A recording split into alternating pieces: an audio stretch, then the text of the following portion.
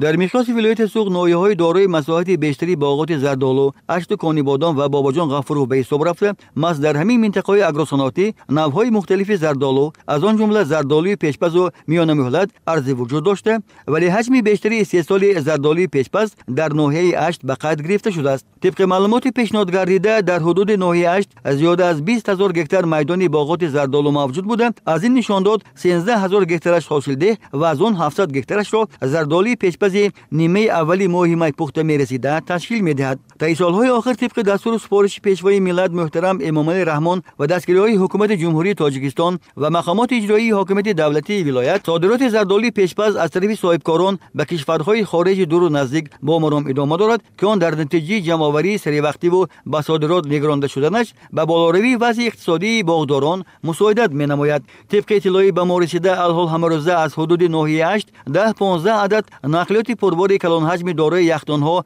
به خارج کشور روانه می‌گردند که به رسمیت دراری حجت‌های گمرکیش طبق سپارش رئیس ولایت رجب احمدزاده طریق رفزنی یگانه در حدود ناحیه تشکیل کرده شده است.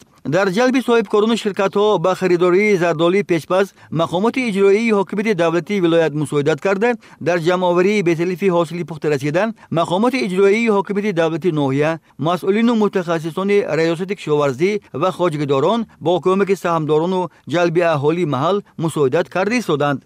هر روز زیاده از 180 تن صادرات شده ایستاده است. خریدار اگر زیادتر گردد از این هم زیادتر صادرات کردن ممکن است. طبق اطلاعی به ما رسیده تا به امروز از حدود ناحیه 8 900 تن زردآلوی پیشپزک صادرات کرده شده. باغداران ناحیه امکانیت دارند که در حالت پیدا شدن خریداری از این بیشتر همه روزه تا 150 تن زردآلو جمع آوری و به صادرات روانه نمایند. برای این قوه کاری و حاصل پخته رسیده زردآلو کافی است، اظهار داشتند ضمن صحبت مسئولین ریاست کشاورزی ناحیه. ضمن قید گردید که سال جاری باغداران ناحیه 8 امکانیت دارند که تا 135,000 تن زردآلوی پیشپزک را مورد فروش قرار دهند اگر طلبات هرچی بیشتر به این نوع زردآلو به میان آید.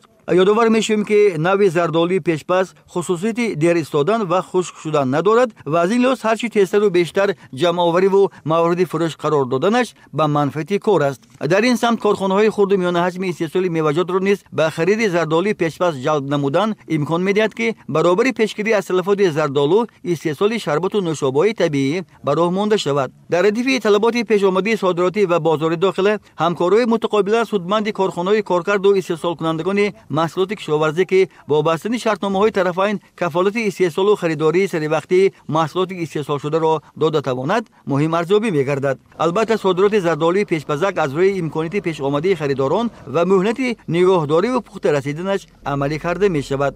طوری که قبلا ذکر کردیم باغات زردآلوی پیشپزک در حدود خواجگاهی جماعت‌های شهر کانی بادام و باباجان غفورov نیز عرضه وجود دارند.